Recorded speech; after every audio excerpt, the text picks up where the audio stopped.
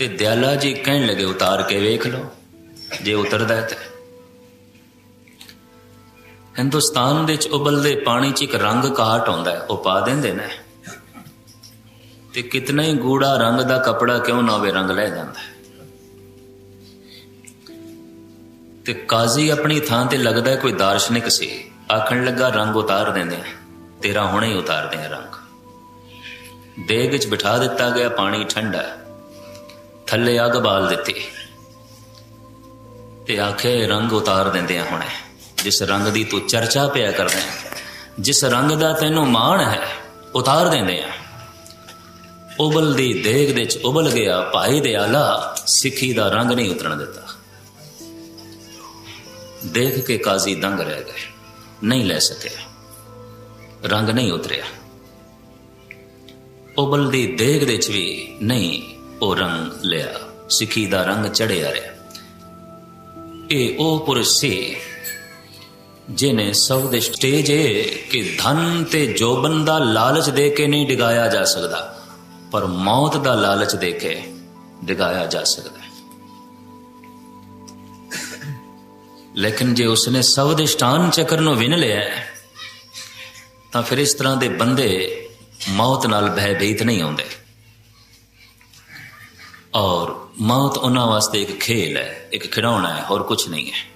जिवें बंदा कपड़े बदलता है, इस तरह उन्हां वास्ते है। जप जारी रहे ते चेतना होर ऊपर उठे, कुंडलनी होर ऊपर उठे।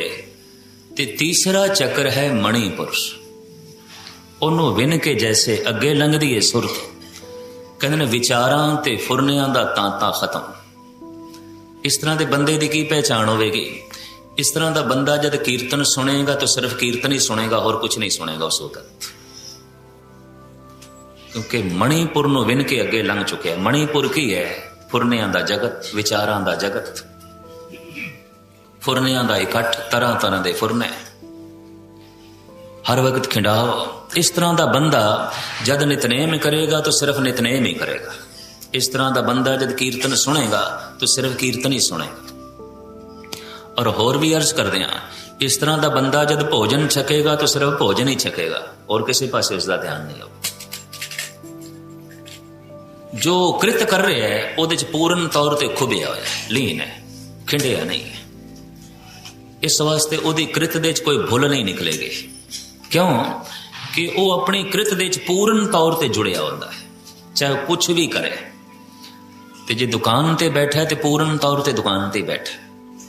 कभी बगौर मुताला करना, मनुख रोटी खांदा होया भी कुछ को होर करता है, किताब भी पढ़ रहा है, कुछ होर भी पढ़ रहा है, गुरुद्वारे भी बैठा है, किसी होर थां ते भी बैठा है। खिंडाओ, बड़ी गल है, बहुत पसरिया होया। मणिपुर नूं विन के जो अगे जा चुके हैं, उत्थे फुरनियां दा जगत बिल्कुल समाप्त। और ऐसा पुरुष जो कुछ करता है जिस वक्त, बस वही कुछ करता है, और दूजे तीजे पासे नहीं आता, चौथे पंजवें पासे नहीं आता। नहीं तो अक्सर देखा गया है बंदा बोलता कुछ पे है ते मन उसका अंदर अंदर कुछ होर बोलता पे है। इस वास्ते अक्सर ऐसा होता है कि एक बंदा बोलदियां ही बोलदियां कह दिंदा, मित्र जरा दसी हुणे मैं की बोले भी, हद हो गई, बोलदा तू पे है, पुछदा दूजे कोल है, कहंदा मेरा मन किसी होर पासे चला गया सी। इस तरह का बंदा कुछ सुन रहा है तो सुनदियां अचनचेत बोल पैंदा है, भाई एक ही आखे, जरा फिर आखो। क्यों आखिए फिर? तेरे कान खुले सन तो क्यों नहीं सुनिया? कहंदा मेरा ध्यान किसी होर पासे चला गया। मणिपुर नूं विन के जो अगे लंघ जांदा, खिंडाओ दा जगत खत्म। कहंदे परमात्मा टिकिया होया है, संसार दौड़ रहा है, दिन रव चले, निस सस चले, तार का लख पलोए। ये लखां ग्रह नक्षत्र, जमीन आसमान, सूरज चंद तारे दौड़ रहे ने, गर्दिश दे च ने। संसार दे चों कुछ लभना है तो दौड़ना पएगा, पर निरंकार नाल जुड़ना है तो टिकना पएगा, क्योंकि निरंकार निहचल है, टिकिया होया, चलायमान नहीं, निहचल। तो निहचल दा आनंद निहचल होके टिक के ही माणिया जा सकता है। ਤੇ ਭਜਦੇ ਹੋਏ ਸੰਸਾਰ ਨਾਲ ਭਜ ਕੇ ਹੀ ਕੁਝ ਪ੍ਰਾਪਤ ਕੀਤਾ ਜਾ ਸਕਦਾ। ਸਭ ਕੁਝ ਭਜ ਰਿਹਾ, ਨਾ ਜ਼ਮੀਨ ਖੜੀ ਹੈ ਨਾ ਆਸਮਾਨ ਖੜਾ ਹੈ, ਸਭ ਕੁਝ ਗਰਦਿਸ਼ ਦੇ ਚ ਹੈ। ਗੁਰੂ ਨਾਨਕ ਦੇਵ ਜੀ ਮਹਾਰਾਜ ਦੇ ਵਾਕ, ਦਿਨ ਰਵ ਚਲੇ ਨਿਸ ਸਸ ਚਲੇ ਤਾਰ ਕਾ ਲਖ ਪਲੋਏ ਮੁਕਾਮ ਹੋਈ ਏਕ ਹੈ ਨਾਨਕਾ ਸੱਚ ਬਗੋਏ। श्री राग मल्लभ है। दिन चल रहे है, रात चल रही है, ग्रह नक्षत्र सियारे तारे जमीन आसमान सब चल रहे हैं ते इहदे विचों कुछ लभना है। चलदे हुए जगत दे चों ते चलना पएगा, खड़े होकर नहीं लभ सकेगा तू। कुछ मान चाहिए, वडियाई चाहिए, धन चाहिए, कोई प्रतिष्ठा चाहिए, कोई अहुदा चाहिए, कोई कुर्सी चाहिए ते कुर्सी भजदी पई है ते भजदी कुर्सी नाल तैनूं भजना पैना तां लभणी, उंज नहीं लभणी। इत्थे ते सब कुछ भज रहा है। भजदे जगत दे नाल भजना पएगा, कुछ लभेगा। दौड़ जिसकी जितनी ज्यादा होगी शायद लभ लवे उतना कुछ। गल सारी दौड़न दी है ते सब कुछ दौड़ रहा है। परमात्मा निश्चल है, टिके होया है ते टिक के ही उस टिके होए दा आनंद माणिया जा सकता है, स्वाद माणिया जा सकता है। मणिपुर दे च ये रस आना शुरू हो जाता है क्योंकि विचारां दा तांता खत्म, फुरनियां दी दुनिया खत्म, अद्धी वाट तय हो गई। परमात्मा तक पहुंचण दी अद्धी वाट तय हो गई, अद्धा रस्ता खत्म। ते अद्धी वाट भी तय करनी, खिमा करनी मामूली गल ना समझनी। अक्सर देखी देने जो 40 साल तो गुरुद्वारे आ रहे ने पहले पड़ाव ते भी नहीं पहुंचे,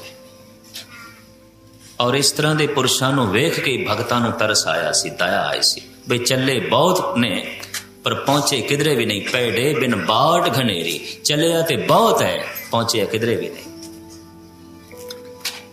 जप जारी है, वाहिगुरु वाहिगुरु दा जप जारी है ते तप बनता जा रहा है, शक्ति बनती जा रही है, ताकत बनती जा रही है, सुरत उच्ची उठ रही है, कुंडलनी ऊपर उठ रही है, जाग रही है, जीवन चेतना जाग रही है। ते चौथा चक्र है अनाहत। इत्थे तक पहुंचदियां बंदा अनहद धुनिया सुनदा है, जिहदा बहुता लालच इस समय राधा स्वामी देंदे ने। बई आओ साडे कोल 10-15 मिनट जाप करो, थोड़े अंदर अनाहद नाद वजेगा। ते उन्हां दे विधि विधान दा मैनूं इस वास्ते पता कि उन्हां कोल जिहड़ा ड्राइवर रहा गड्डी उन्हां दी चलांदा रहा, वो दास कोल 3-4 साल रहा बाद च। ते वो मैनूं एक एक गल दसदा रहा, बई यह कुछ है, असलीयत कुछ भी नहीं। कन्नां दे च उंगल दे के पैरां दे भार बिठा देंदे ने ते ओह अंकार रीकार इस तरह के 5 मंत्रां दा जाप करंदे ने ते पैरां दे भार बैठियां बैठियां बंदा औखा हो जाता है, हड्डियां दे भार। ते कन्नां च उंगल है ते वो पुछदे ने अनाहत वजिया कि नहीं।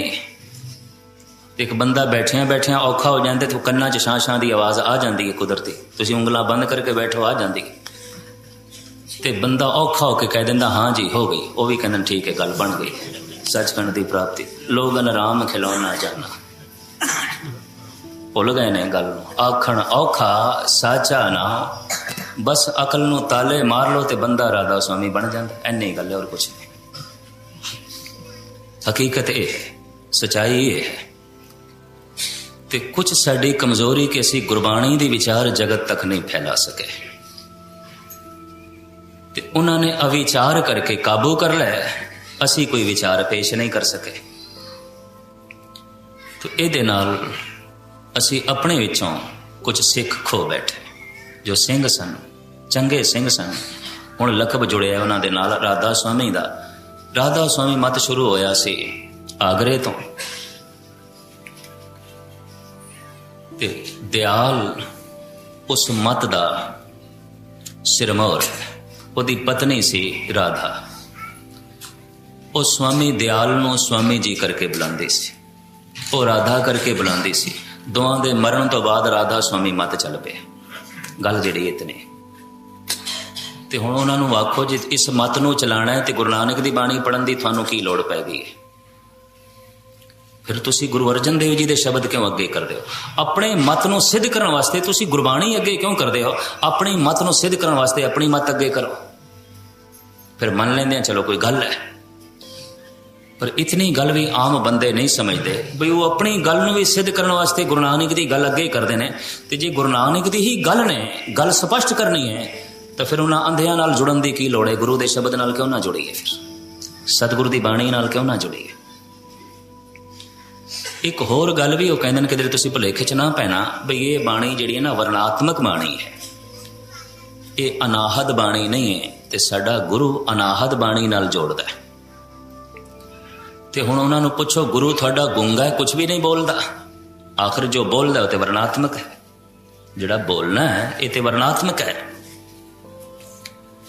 और जे बिल्कुल कुछ ना बोले तो राधा स्वामी की भी गल नहीं कर सकता। गल तो सारी बोलती है। ते बोलनहार परम गुर यही। ते कुछ बोल ऐसे ने जो सीधे रब नाल जोड़ते हैं, उन्होंने बोलों नूं आख्या गया गुरु दे बोल, गुरु शब्द उन्होंने आख्या गया। और मैं अर्ज करदे हैं ये वर्णात्मक बाणी नहीं है गुरु ग्रंथ साहब की, ये अनहद बाणी नाद वजाया। गुरु अमरदास जी कहते हैं रब अनाहद रूप दे प्रगट हो गया। ये बोल रब दे बोल ने, खसम दे बोल ने। जैसे में आवे खसम की बाणी, तैसड़ा करी ज्ञान वे ला लो। जे सतगुरु कह देंदे ये कविता मेरी है, ये पंक्ति मेरी है, ये मैं लिखी है, तो ठीक है, फिर ये अनहद बाणी नहीं सी, गुस्ताखी माफ। और जब सतगुरु कह रहे ने जैसे में आवे खसम की बाणी, तैसड़ा करी ज्ञान वे ला लो। रसना मेरी शरीर मेरा, बाणी खसम दी, बाणी रब दी। ये अनाहत, ये ते अनहद बाणी, ये ते खसम दे बोल ने। ते मैं फिर अर्ज करा खसम नाल खसम दे ही बोल जोड़ सकते हैं, किसी व्यक्ति दे बोल नहीं जोड़ सकते। रब नाल रब दे ही बोल जोड़ सकणगे। बंदे नूं भी इस वास्ते बोलना पैंदा है कि बंदा रब दे बोल नाल जुड़ सके। ते रब दे बोल यही ने जिहड़े गुरु ग्रंथ साहिब विच ने, किसी व्यक्ति दे बोल नहीं ने। इन्नी मैं अर्ज करदे तुर की बाणी आई तिन सगली चिंत मिटाई। और इसी ने गुरु गोबिंद सिंह जी महाराज ने कह दिता है अकाल पुरख वाच अस कीट प्रत। इस अवस्था ते पहुंच के, इस चौथे चक्र ते पहुंच के भगत कहंदे रब नूं सुनन लग पे। रब दी आवाज सुनाई दे रही है, ते रब दी आवाज है अनाहद नाद। सुन ते लिया हुण वेखना है। ते सुनन नाल भी बड़ी गल है। सुन लिया रब दी आवाज सुन लईए। तिसकी सोए सुनी मन हरिया, जन नानक परसन आवे। महाराज कहते ने ओदी आवाज सुन लईए, ते ओदी आवाज ते खिंच पांदी है। जिस दिन ये अनहद बाणी प्रगट होंदी है मनुख दे अंदर, अनाहद नाद वो सुनदा है, जिहदा जिक्र मेरे पातशाह ने कीता है। वाजे नाद अनेक असंखा केते वावण हारे।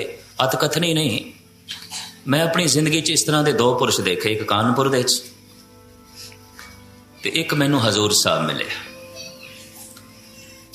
सुभावक कहन लग्या गैनी जी एक ही है, मैं चलदियां जद कुछ इस तरह दियां धुनियां सुन लग पैंदा ते बैठ जाना, मैं भुल जाना कित्थे जाना की है। ते घंटियां बदी ऐसा बैठा रहना, ये धुन की है। अखां उस दियां भरिया हुआ ते चेहरा बड़ा मासूम ते पवित्र। ते मैं कहा पुरखा तू बहुत खुशकिस्मत है, तेरे कदमां दी खाक ते मत्थे ते लाण वाली है।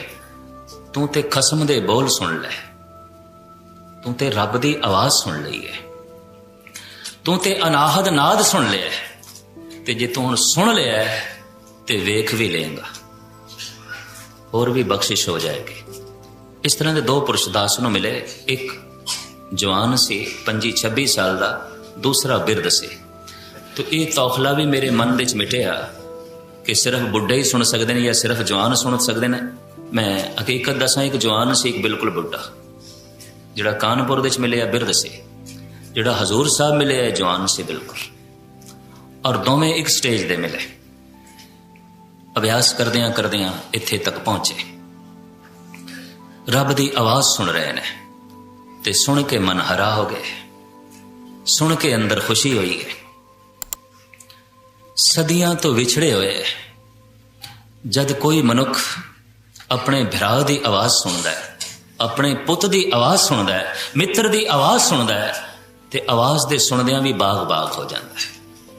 ये रब दी आवाज है जो भगत दे दिल दिमाग नूं बाग बाग कर देंदी है। ਤੇ ਇਸ ਦਾ ਜ਼ਿਕਰ ਭਾਈ ਸਾਹਿਬ ਭਾਈ ਗੁਰਦਾਸ ਜੀ ਨੇ ਵੀ ਕੀਤਾ ਹੈ। ਸੁਖ ਸ਼ਾਂਤ ਸਮੂਹ ਪਰਜਾ ਪ੍ਰਸੰਨ, ਜਗਮਗ ਜੋਤ ਅਨਹਦ ਧੁਨ ਗਾਜ ਹੈ। ਅਸੀਂ ਉਸ ਸਟੇਜ ਤੇ ਪਹੁੰਚ ਗਏ ਹਾਂ, ਭਾਈ ਸਾਹਿਬ ਕਹਿੰਦੇ ਨੇ ਅਨਹਦ ਧੁਨੀਆਂ ਗੱਜਣ ਲੱਗ ਪਈਆਂ, ਅਨਹਦ ਵਾਜੇ ਵੱਜਣ ਲੱਗ ਪਏ ਨੇ। ਅਨਹਦ ਬਾਣੀ ਨਾਦ ਵਜਾਇਆ, ਵਾਜੇ ਅਨਹਦ ਤੂਰੇ।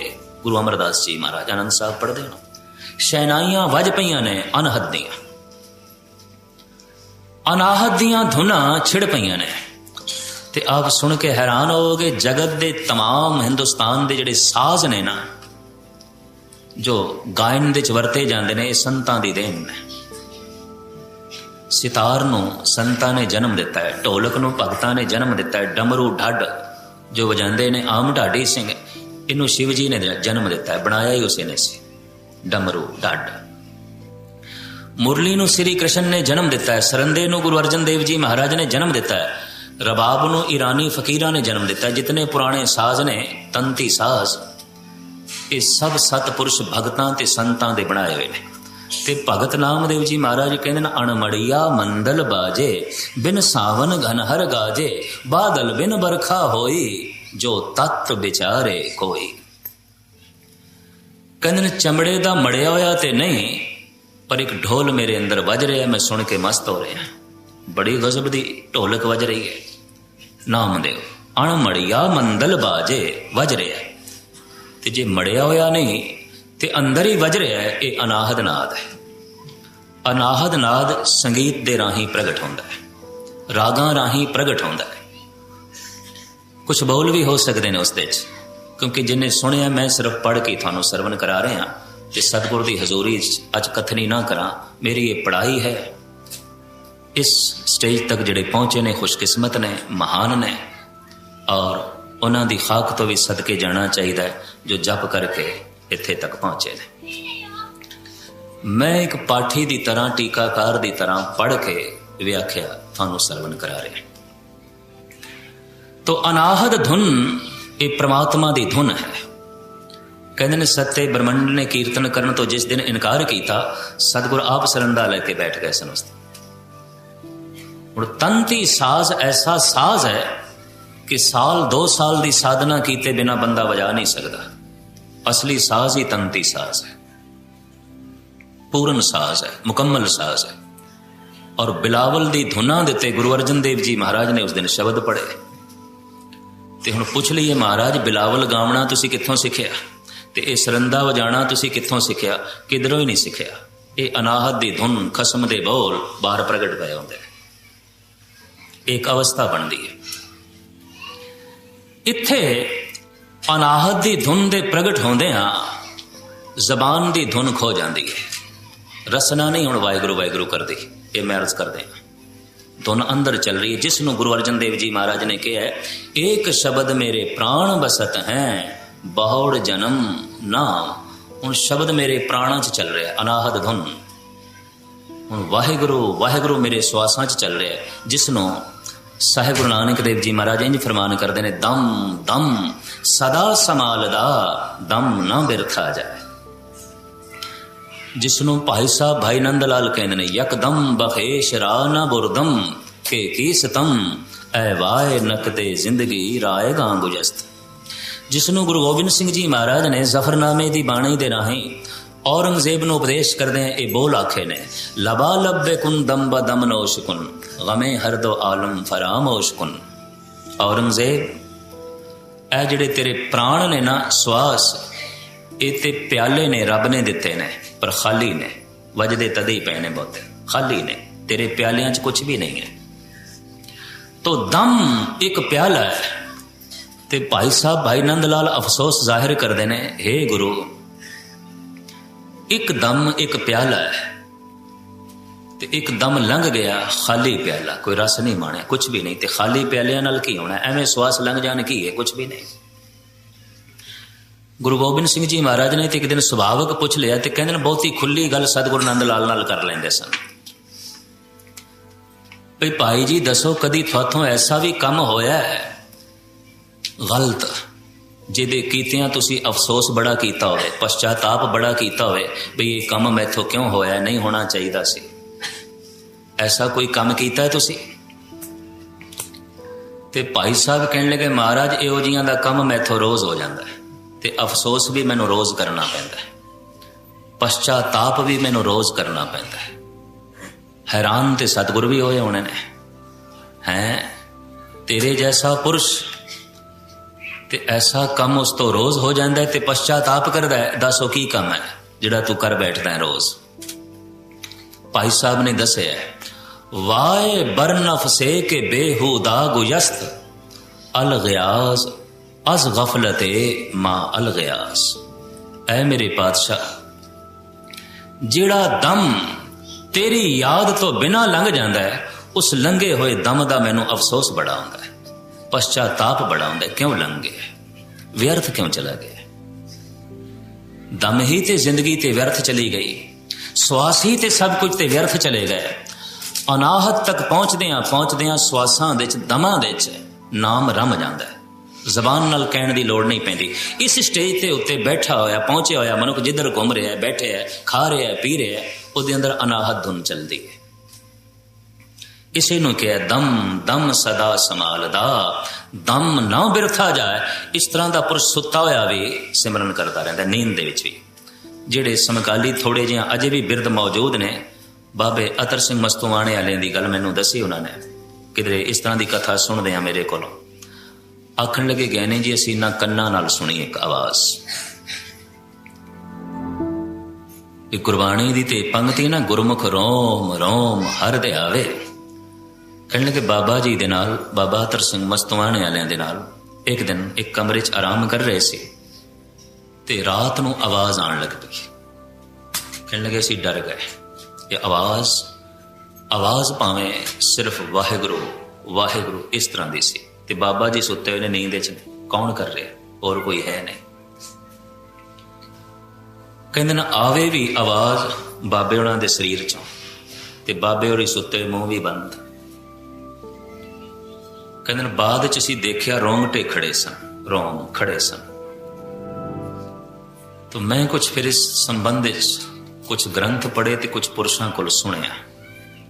जब बंदे के अंदर जज्बा बहुत भर जाए, अनाहद नाद की धुन बहुत भर जाए, तो उस धुन को यह जबान प्रगट करने के असमर्थ हो जाती है। हर रोम रसना बन जाता है।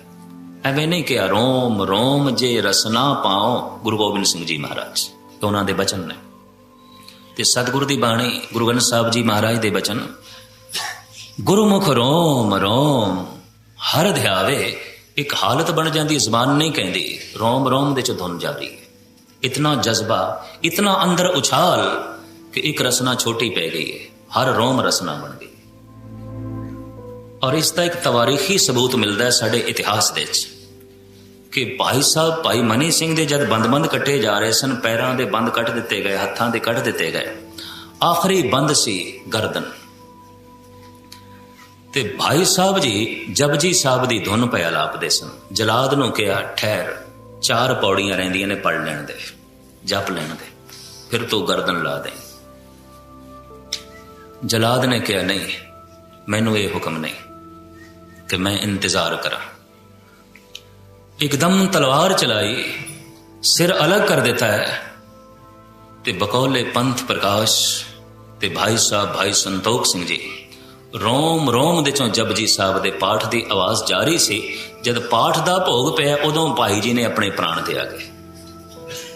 पाठ जारी रहे, रोम रोम दे चों जारी रहे। ते पहले मैं इस तरह दीयां गल्लां नहीं मनदा हुंदा सी, भी मैं अर्ज कर दियां अपनी तार्किक बुद्ध करके, तार्किक बुद्ध मूड़ बुद्ध होंदी है, मूड़ बुद्धि करके नहीं मैं मनदा हुंदा सी। गंज डडवाड़े देख के ते चश्मदीद लोकां दीयां गल्लां सुन के मैं दंग रह गया। हो सकता है मन यकीन क्यों नहीं करता, क्योंकि इहो जिहां दे बंदे कोई लखां च एक दो, हज़ारां च एक दो नहीं, सैकड़ियां च एक दो नहीं, लखां च एक दो। इस वास्ते यकीन नहीं बचता। ते लखां च एक दो क्यों, काम बड़ा औखा है। धनवान थानू गली गली च मिल जाणगे, धर्मी थानू गली गली नहीं मिलणगे। ये मैं अर्ज करदा, धनवान ते हर पासे मिल जाणगे, हर देश दे च मिल जाणगे, हर शहर दे च मिल जाणगे, लेकिन धर्मी पुरुष लभना बहुत औखा है, क्योंकि बहुत औखियाई नाल कोई बंदा धार्मिक बनता है। इन्नी मैं अर्ज कर दिया। इसनों सतगुरु ने कहा आखण औखा साचा ना लमकावा ना, काफी समा हो गया। अनाहत दी धुन बड़े सुचेत ढंग नाल जारी है। प्रभु दी आवाज सुन के संतुष्ट नहीं होया ये अभ्यासी, क्यों? हुण वेखना चाहता है। हे अकाल पुरख तैनू सुन ते लिया है, पर तू कैसा है पूछो संत मेरो ठाकुर कैसा। बड़ी सुंदर पंक्ति है गुरु अर्जन देव जी। हुण ये पुछ अंदर भी वो है कैसा, जिहदी आवाज इतनी मधुर है, जिहदे बोलां च इतना रस है, जिहदी अनहद बाणी दे च इतना आनंद है, उहदे वेखण दे च कितना आनंद होवेगा। पूछो संत मेरो ठाकुर कैसा। इसनों भगत कबीर ने इंज कह देता है, धर्मा दे ठांडे दरबार तुझ बिन सुरत करे को मेरी, दर्शन दीजे खोल के वार। मैं तेरे दर तक पहुंच गया, मैं तेरी आवाज सुन ली, मैं तेरे बोल सुन ले, पर हुण सुनन नाल गल नहीं बनदी। तू दरवाजे खोल ते मैं तेनू वेखा, मैं तेरा रूप वेखा। तो वेखना की है? वेखना भी है, उहदा भी जिक्र दास करेगा। मैं पेखे हो री ऊंचा मोहन सब ते ऊंचा, दोए दोए लोचन पेखा हाँ हर बिन और ना देख। अजे तक ते सुनिया है, उन्होंने सुनिया है। मैं अर्ज करा, तुसी कीर्तनीय नूं सुना होवेगा, कथावाचक नूं सुनिया होवेगा, किसी पाठी तो पाठ सुनिया होवेगा, गुस्ताखी माफ गुरु नूं नहीं सुनिया, रब नूं नहीं सुनना, वो सुनना कुछ होर है। जिस दिन गुरु ग्रंथ साहब नूं सुनोगे, उस दिन पाठी नहीं दिखाई देगा किसी पाठी ने वाक लिया, नहीं दिखाई देगा। उस दिन गुरु नहीं सुने, वो वाक कसम दे बोल गल कुछ और होगी। अनाहद नाल नाल इसका तालमेल बैठेगा, बड़ी गल बनेगी। वो एक अवस्था है। तो इस अवस्था ते पहुंच के अभ्यासी संतुष्ट नहीं है भी हे अकाल पुरख तेनू सुनते लिया है, तेनू वेख्या नहीं। तो ये जिहड़ी प्यास है, ये जिहड़ा बिरहा है, ये जिहड़ी तड़प है, ये कुंडलनी नूं होर उच्चा कर दी है, सुरत नूं होर उच्चा कर दी है, जीवन चेतना नूं होर उच्चा कर दी है। ते ये पहुंचदी है इत्थे विशुद्ध चक्कर तक। ऐ जिन्हों कंठ कहते, इत्थे एक चक्कर है पंजवां, जिन्हों आख्या गया है विशुद्ध चक्कर। इत्थे पहुंच के एक घटना घटती है कि जबान नूं सत्या मिल जाती है। जबान जो कुछ बोलेगी हो जाएगा। इस तरह का बंदा मुंह जो कुछ भी कहेगा हो जाएगा। कर्म खंड की बाणी जोर तिथे होर न कोई हो। बाणी बड़ी जोर वाली। इस तरह का बंदा बोलेगा भी बड़ा सावधान होके, क्योंकि जो कुछ बोल देता होते हो गया, होते हो जाएगा। इस वास्ते इस तरह के बंदे के बोल बड़े थोड़े होंगे, बहुत थोड़ा बोलेगा, घट बोलेगा, क्योंकि जो कुछ बोल देना है हो जाएगा। गुरु अमरदास जी महाराज ने एक आग्या कर रखी सी कि साडे दरबार दे कोई पर्दा करके ना आवे। ते पुरानी परंपरा दे बजे होए ठाकुर घरानियां दी, राजपूत घरानियां दी एक राणी बाई धार दे राजियां दी लंबा चौड़ा पर्दा करके आ गई। ते दूरों वेखदे ही गुरु अमरदास जी ने कह दिता है कौन चली आ रही है। चली हो गई सिद्ध। कर्म खंड की बाणी जोर। जद आग्या कर रखी ते आग्या दी पालना करो। बाद विच भावें बख्शिश नाल ठीक भी हो गई, लेकिन इस हालत ते पहुंच के बचना दे च सत्य आउंदी है, बाणी च जोर आउंदा है। लेकिन मैं फिर अर्ज करा, मंजिल नहीं है, मंजिल है आग्या चक्कर। इत्थे पहुंच के बचना च सत्य आ जाती है, हत्थां च बरकत आ जाती है, कदमां च क्रांति आ जाती है। इस तरह के पुरुषों कोल उद्घाटन करांदे रहे ने भी किसी मंदिर का नींह पत्थर रखना है, वो बंदा रखे जिहदी सुरत, जिहदी कुंडलनी, जिहदी जीवन शक्ति विशुद्ध चक्कर तक पहुंची है, क्योंकि उहदे हत्थां च बरकत होगी। हुण ते मैं देखिया कई ऐसे बेबरकते हत्थां च लोकी उद्घाटन करांदे ने, पत्थर रख छड़िया तो पत्थर ही रह जाता, बाकी बनता कुछ भी कोई नहीं। बेबरकते हथ साहब कहते हैं कई हथ वाकई बेबरकते होंदे ने। जे वो कंचन नूं हथ लावे खेऊ सेती रल गया। सोने नूं हथ लांदा मिट्टी हो जाता है। बेबरकत हथ कुछ भी नहीं, बरकत भरे हथ, हत्थां च बरकत है, कदमां च क्रांति है, बचनां च सत्य है। विशुद्ध चक्कर तक पहुंच के सत नूं प्रगट करन दे च रसना वाकई प्रबल हो गई। इत्थे पहुंच के भगतां ने कह भी दिता है कि रब हुण साडी रसना ते। गुरु अर्जन देव जी महाराज कहते हैं, प्रभ जी बसे साध की रसना, कबीर मेरी सिमरनी रसना ऊपर ना। रब दा ना हुण परमात्मा मेरी जबान ते जेदी जबान ते परमात्मा है वो बोल भी परमात्मा दे, जेदी जबान ते अकाल पुरख है वो बोल भी अकाल पुरख दे, पर बोल ने अजे स्वरूप नहीं। इन्नी मर्ज करते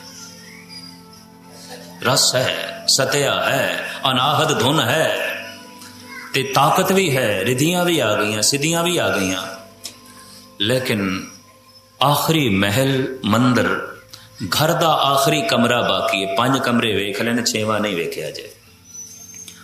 उस 6वें कमरे की व्याख्या जो विस्तार सहित गुरु ग्रंथ साहब जी महाराज दे दर्ज है वो मैं थोड़े सामने कल रख देंगा, क्योंकि तुसी काम कार ते जाना होंदा, एवें मैं लमकाई जावां बोली जावां ठीक नहीं होंदा। मैं इस वास्ते बार बार घड़ी भी देखता रहा तो फिर भी ज्यादा ले गया।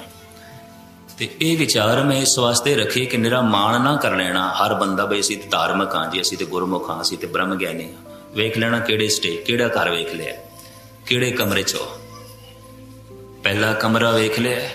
अगर पहला भी वेख लिया तो गल इतनी स्पष्ट हो गई, इस बंदे का धार्मिक होना शुरू हो गया, ये चल पे धर्म के मार्ग, गल बन जाएगी।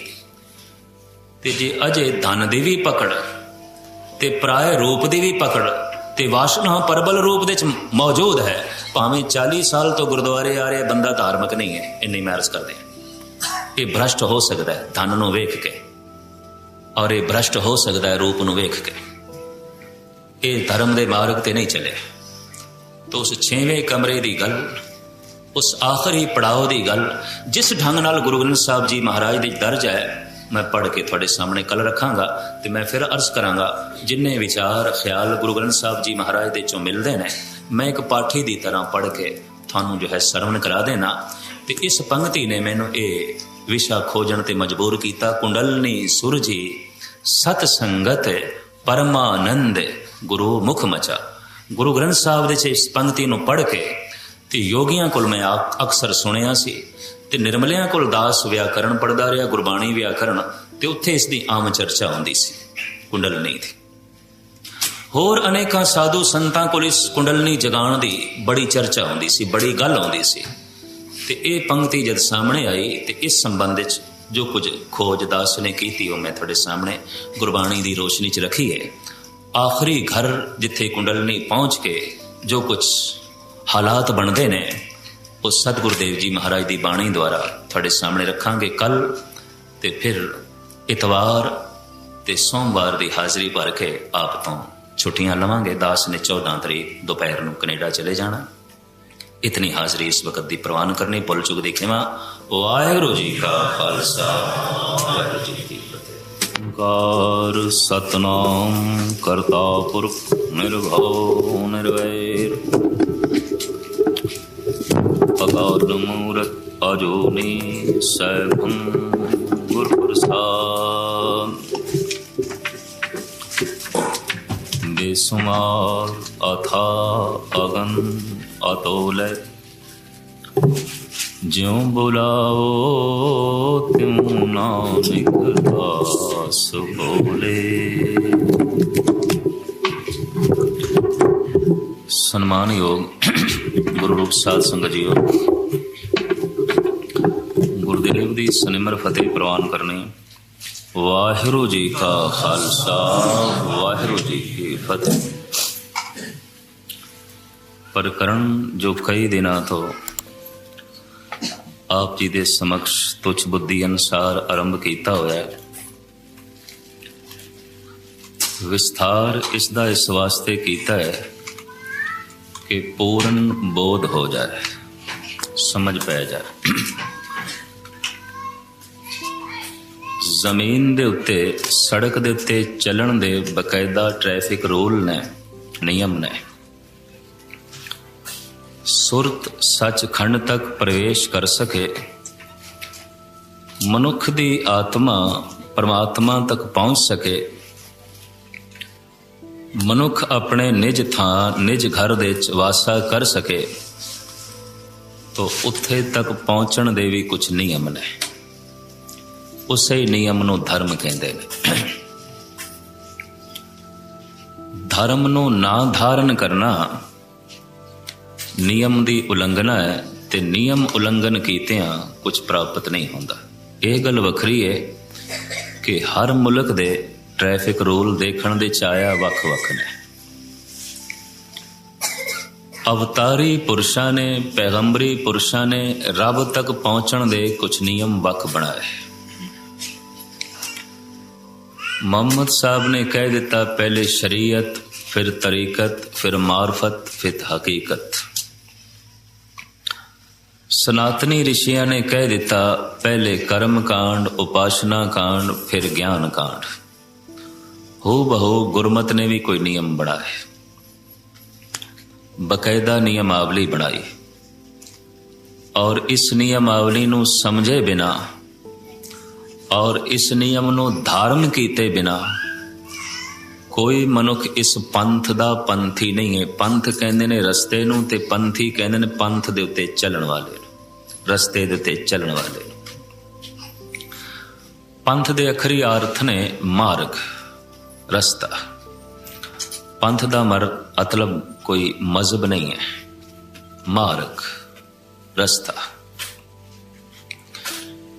ਇਸਲਾਮ ਇੱਕ ਰਸਤਾ ਹੈ, ਸਨਾਤਨ ਇੱਕ ਰਸਤਾ ਹੈ, ਜੈਨ ਇੱਕ ਰਸਤਾ ਹੈ, ਗੁਰਮਤ, ਗੁਰੂ ਪੰਥ ਇੱਕ ਮਾਰਗ ਹੈ, ਇੱਕ ਰਸਤਾ ਹੈ।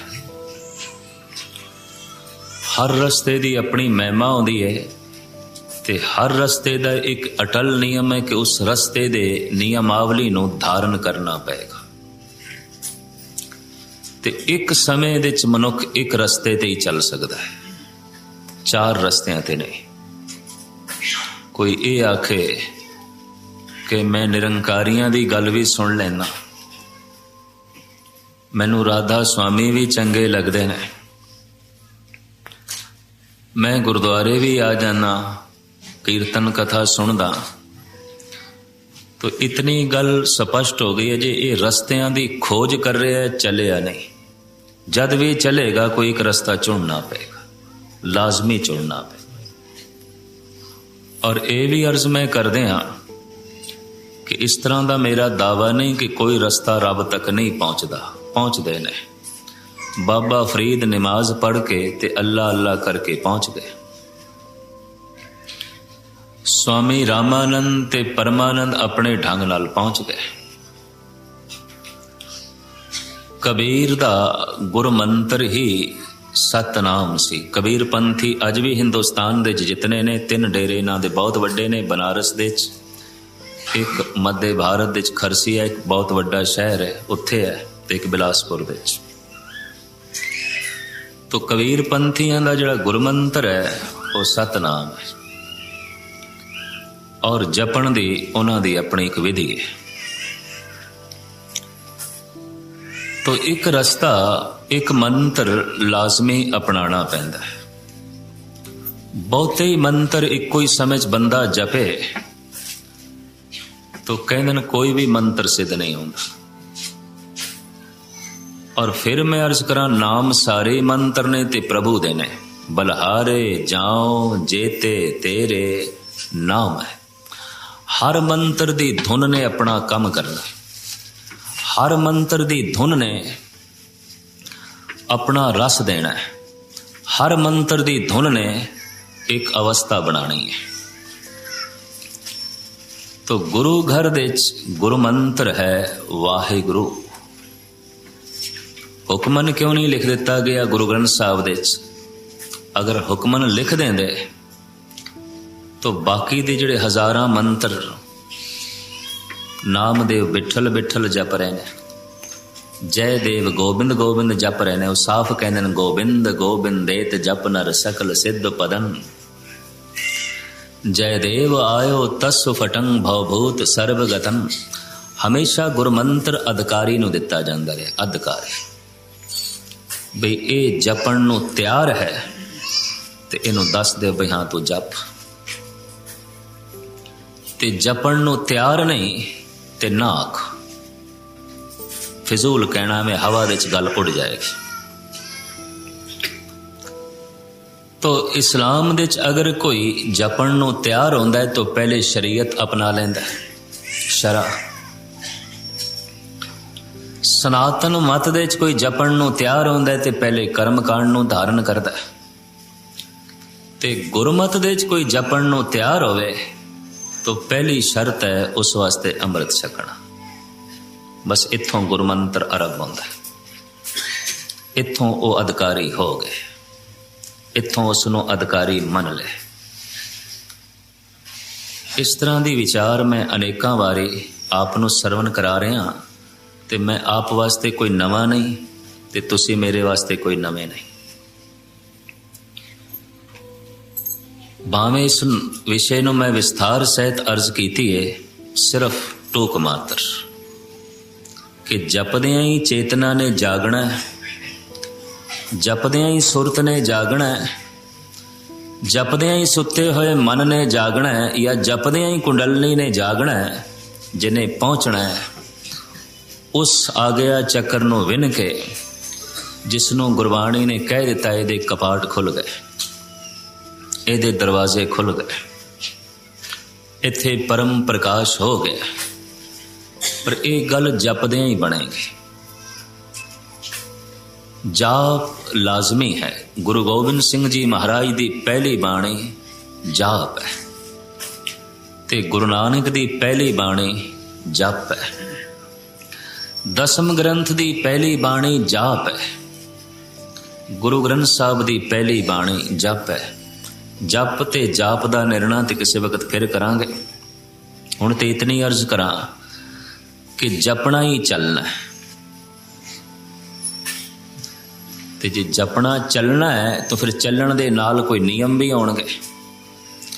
एक बंदे ने गड्डी स्टार्ट कर लई, गेर ला छड़िया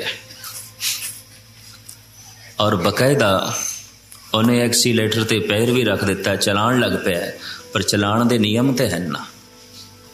जपना चलते पे है, पर हुण चलण दे अगे कोई नियम भी हैं। उस नियम नूं पहले समझना है ते उस नियम नूं पहले धारण करना है। गुरु घर दे च ओ नियम इन्ना ही है कि पुरख पहले तो अमृत छक लैना। इन्नी मैं अर्ज कर दे। छके तो बिना जप आरंभ करना, ट्रैफिक नियम नूं समझे बिना गड्डी चलानी है। बस इन्ना ही मैं एक उदाहरण दे सकदा, और कोई लंबी गल नहीं। नियम नूं समझिया नहीं, ट्रैफिक दे असूल समझे नहीं, गड्डी चला रहा है, रब ही राखे टिकाने ते पहुंचदा है कि नहीं। नियम समझना बड़ा लाजमी है। ते मैं हैरान हाँ, पुलिस दे बनाए हुए नियम, हुकूमत दे बनाए हुए नियम बंदा खुशी खुशी कबूलदा है। कतई मजाल है इनकार होवे भी नहीं, मैं ट्रैफिक रूल की पालना नहीं करता। पर गुरु दा बनाया जिहड़ा नियम है, बंदा कहंदा कबूल नहीं। हुकूमत नालों ते इस पुलिस नालों भी गुरु नीवा प्रतीत होंदा है। इन्नी मैं अर्ज करदी। ते जे उच्चा प्रतीत होंदा तो फिर गुरु की गल भी मनो, गुरु की गल भी तस्लीम, गुरु की गल भी कबूल। ते मैं ये अर्ज करा, जैसे कोई मनुख बाणी दे रस नाल जुड़ेगा, बाणे नाल जुड़ ही जाएगा। उन्होंने बाणा पहनाने की कोई लोड़ नहीं, बाणी आपे बाणा ले आवेगी। जैसे कोई अमृत वेले जपना शुरू कर देगा तो अमृत वेले ने अमृत नाल जोड़ ही देना, तो बंदा दूर नहीं रह सकेगा, जुड़ जाएगा। संक्षेप दे इतनी अर्ज करके तो हुण मैं जो कई दिनों तो थोड़े सामने एक विचार रखिए, महज इस वास्ते कि जपना आरंभ कर दो नियमावली दे मुताबिक। नियम ते है, ਆਖਿਰ ਭੋਜਨ ਬਣਾਉਣ ਦਾ ਵੀ ਤੇ ਨਿਯਮ ਹੀ ਹੈ ਨਾ। ਆਟਾ ਪਿਆ, ਦਾਲ ਪਈ ਹੈ, ਘਿਓ ਪਿਆ, ਸਭ ਕੁਝ ਪਿਆ, ਪਰ ਰੋਟੀ ਬਣਾਉਣ ਦਾ ਇੱਕ ਨਿਯਮ ਹੈ। ਉਂਝ ਹੀ ਆਟਾ ਤਵੇ ਤੇ ਰੱਖ ਦਿੱਤਾ ਤੇ ਗੱਲ ਨਹੀਂ ਬਣੇਗੀ, ਪਹਿਲੇ ਗੁੰਨਣਾ ਪੈਣਾ, ਫਿਰ ਉਸ ਨੂੰ ਬੇਲਣਾ ਪੈਣਾ, ਫਿਰ ਤਵੇ ਤੇ ਰੱਖਣਾ ਪੈਣਾ।